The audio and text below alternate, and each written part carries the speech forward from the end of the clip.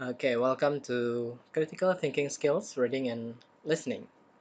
In this course, you are going to study about the critical thinking skills, focusing on two skills, the reading skills and also the listening skills.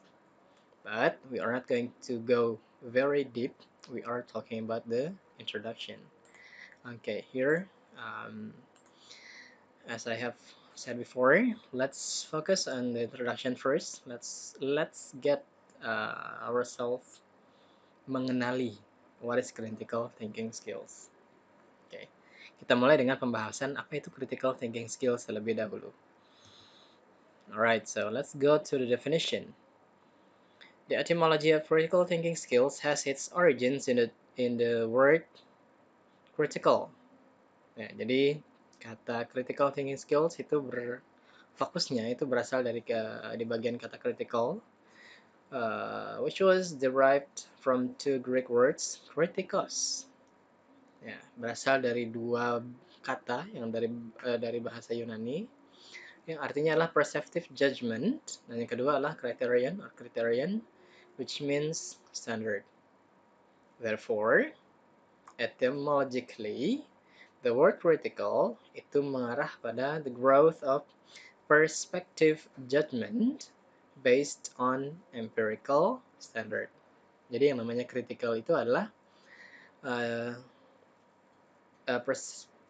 perceptive judgment yang didasarkan pada empirical standard, standar empiris, standar yang sifatnya harus ilmiah. Itu yang namanya critical. Jadi kalau orang mikir tapi yang asal, tidak ada alasan yang jelas misalnya, atau tidak ada penjelasan yang jelas, it is not critical, it is bahapa. Not critical ya, karena critical itu harus based on empirical standard. Dia harus punya landasan ilmiah. Oke. In its simplest definition, critical thinking refers to a mode of thinking. Jadi bicara masalah mode of thinking that improves our thought process, mengimprove ke proses berpikir melalui skillful analysis. Ini harus dilakukan dengan analisis terlebih dahulu, assessment, dan yang terakhir adalah reconstruction.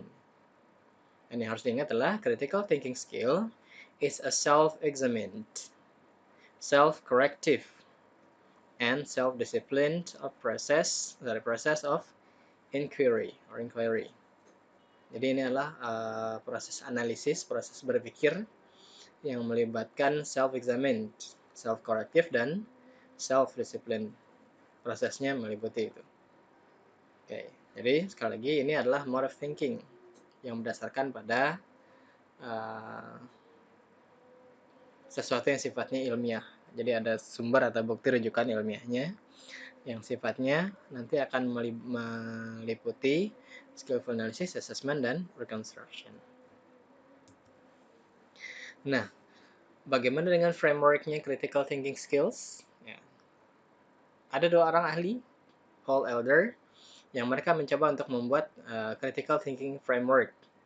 Mereka bilang frameworknya itu meliputi tiga hal. Frameworknya itu ada tiga.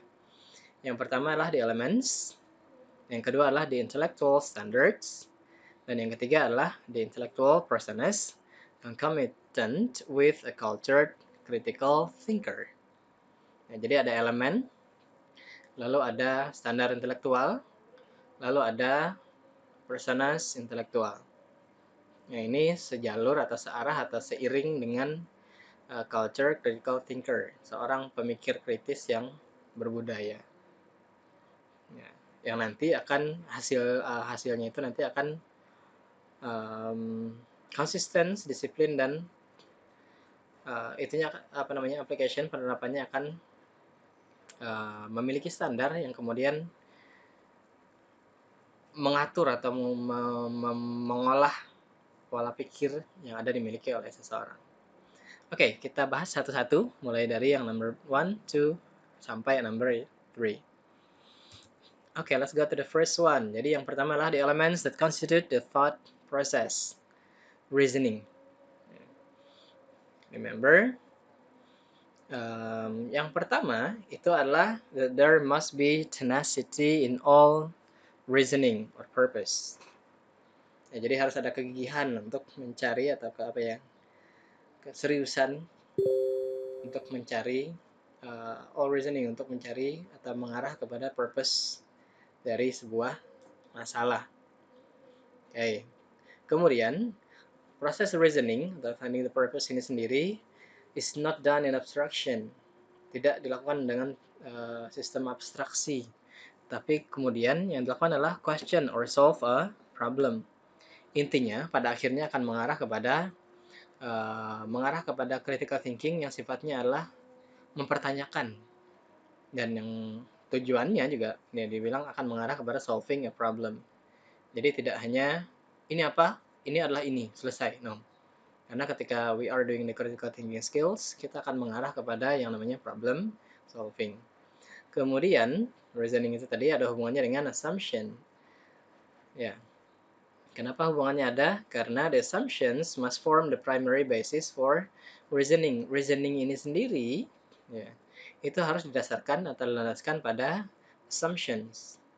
Dan assumptions ini sendiri tadi remember harus sifatnya empirical, harus empiris, harus berdasarkan sudah ada survei sebelumnya atau sudah ada penelitian atau penglihatan atau ya sudah ada rujukannya yang bisa menjadi sandaran. Misalnya ketika kita mau mempertanyakan suatu hal yang sedang ramai, misalnya Omnibus Law, kita mau protes, tapi ketika kita mau protes kan otomatis kita harus ada landasan, right? Something that we have in our mind. Nah, landasannya itu juga harus sesuatu yang sifatnya bisa terbukti. Dari landasan itu kita punya asumsi. Omnibus Law ini misalnya buruk atau baik. Nah, asumsi itu tadi yang kemudian menjadi basis for reasoning, itu juga harus ada sumber rujukan yang jelas. That's it. Jadi jangan sederhananya tidak hanya ikut-ikutan misalnya. Itu bukan sesuatu yang sifatnya ilmiah. Jadi kita harus punya rujukan, kita harus punya pegangan atau alasan yang kuat kenapa kemudian kita doing the reasoning. Oke. Dan yang harus diperhatikan adalah yang namanya reasoning nih is subjective. Namanya reasoning itu subjektif. Dia sangat tergantung kepada siapa yang melakukan proses reasoning itu sendiri. Proses berpikir itu sendiri. Nih, cannot be disentangled from a given point of view. Dia tidak akan bisa dipisahkan karena memang sifatnya adalah subjektif. Apakah itu salah subjektif? No. Selama sekali lagi kita bisa menunjukkan bahwa kita punya rujukan yang sifatnya ilmiah. Oke, kemudian lanjut. Nih, ada yang tadi sempat saya jelaskan. The reasoning must be drawn by empiricism. Jadi yang namanya reasoning itu tadi, dia harus berdasarkan sesuatu yang sifatnya empiris. Apa itu empiris?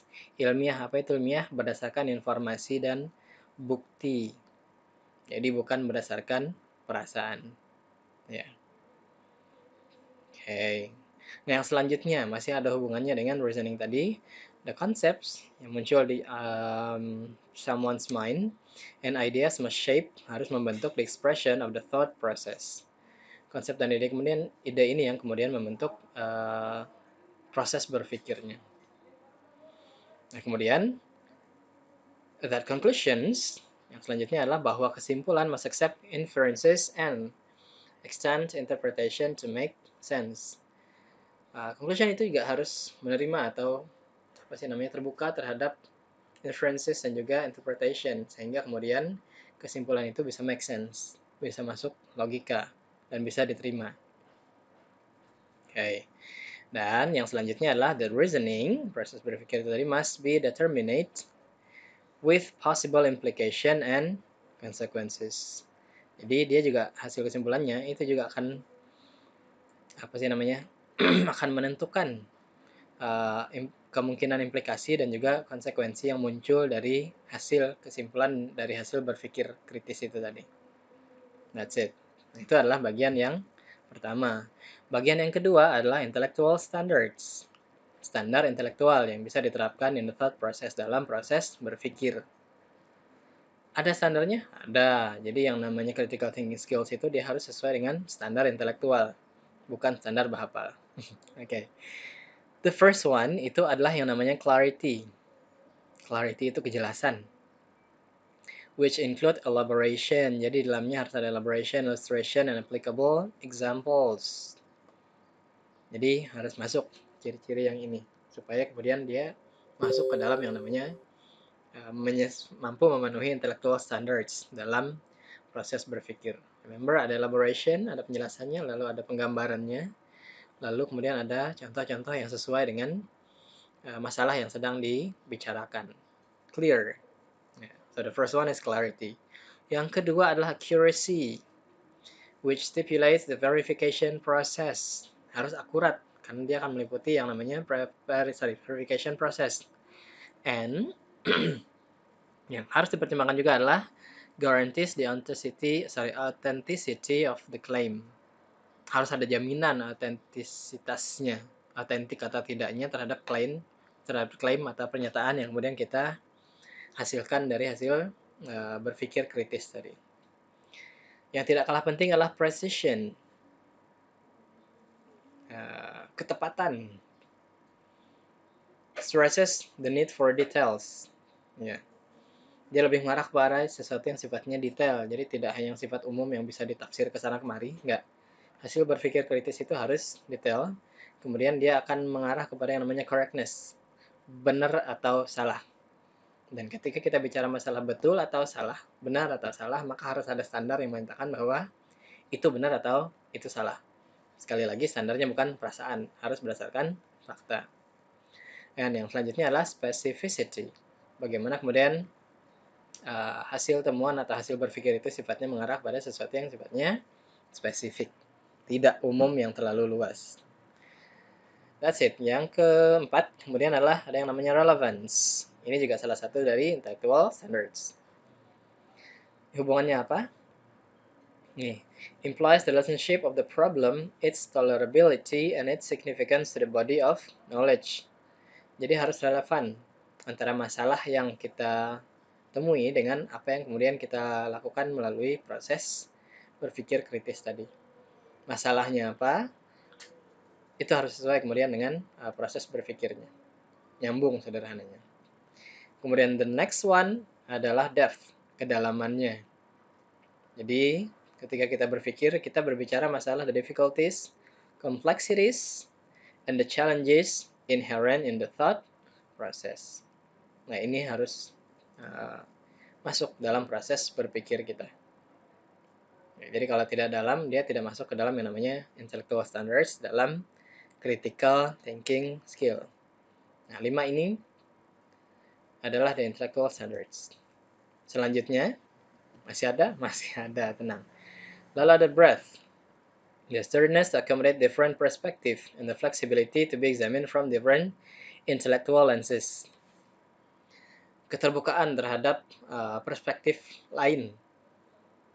Kemudian ini sifatnya juga fleksibel, sehingga dia kemampuan proses berpikir tadi tidak hanya terfokus pada satu point of view. Jadi dia bisa melihat dari different intellectual lenses. Jadi bisa melihat dari sudut pandang yang bermacam-macam, beragam variasi. Itu yang namanya breadth. Kemudian yang G adalah logic. Sudah tahu ya. We are using our logika. Jadi mikirnya harus ada argument, kemudian ada penggunaan bukti or information to provide necessary support. Jadi ketika kita berpikir, maka harus melibatkan yang namanya logika. Kalau ini, maka arahnya akan jadi seperti ini. Kalau ini yang datang, maka ini yang pergi. Misalnya seperti itu. Nah, ini adalah masuk ke dalam intellectual standards dalam berpikir kritis. Kemudian yang selanjutnya adalah significance. Apa hubungannya? Stresses the importance of the thought process by elevating it for intellectual consideration and the elucidation of facts drawn in the thought process. Ya, kenapa kemudian hal itu harus ditemukan jawabannya? Kenapa sesuatu itu harus diteliti? Kenapa sesuatu itu harus dipecahkan? Ini sama kayak misalnya kalian menulis judul skripsi, kenapa harus dilakukan penelitian itu? Kalau enggak, kenapa? That's it. Nah, yang selanjutnya adalah fairness.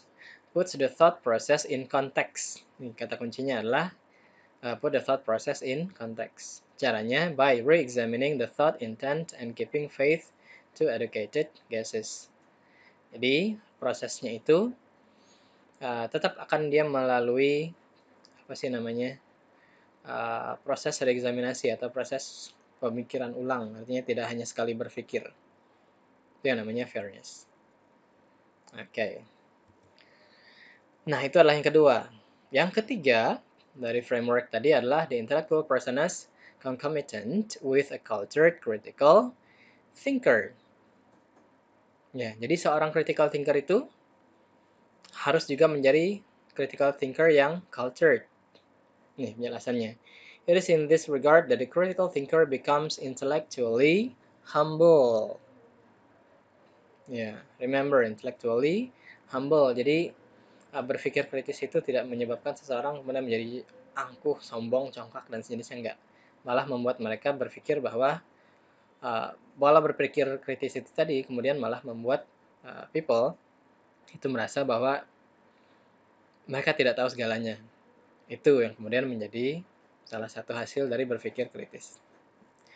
Which is the mean, tengah-tengah between intellectual haughtiness and intellectual timidity. Jadi dia tidak merasa sangat tinggi, dia juga tidak merasa sangat rendah. Ya. Terus hasil berpikir kritis itu tadi, seorang critical thinker itu kemudian yang namanya culture tadi becomes intellectually courageous, begins to assume intellectual empathy, exercises intellectual autonomy, autonomous juga, earns intellectual integrity, dia juga menghasilkan integritas, demonstrate intellectual perseverance, kekokohan, kegigihan intelektual. Dan kemudian becomes intellectually confident. Ya. Ya, dia kemudian menjadi percaya diri, kemudian juga bisa kemudian berbaur, kemudian bisa berbagi banyak macam hal kepada orang lain. Itu yang kemudian harus dimiliki oleh seorang critical thinker. Nah, ini tambahannya adalah nanti silahkan dibaca. Pada intinya, kemudian seorang culture critical thinker adalah seseorang yang mampu berinteraksi atau berkomunikasi dengan orang lain to design and find answers. Remember, to design, mendesain, and find answers. Untuk mendesain jawaban dan kemudian menemukan jawaban tersebut. Dan jawaban itu mengarah kepada sesuatu yang sifatnya adalah complex problems.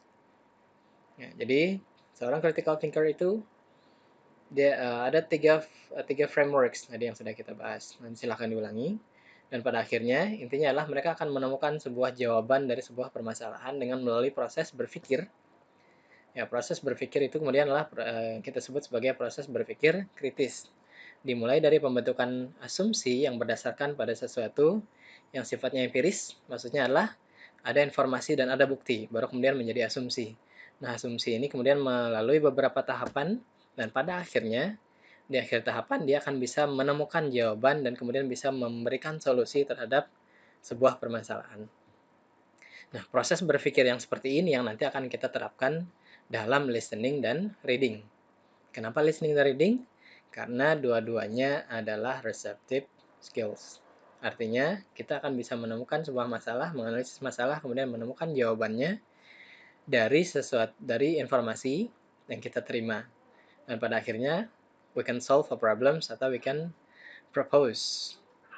Kita bisa mengajukan sebuah pemecahan terhadap sebuah masalah. Itu inti dari critical thinking skills yang berkaitan dengan listening dan reading. Okay, I think that's all for the first explanation of our first part. Nanti kita akan lanjutkan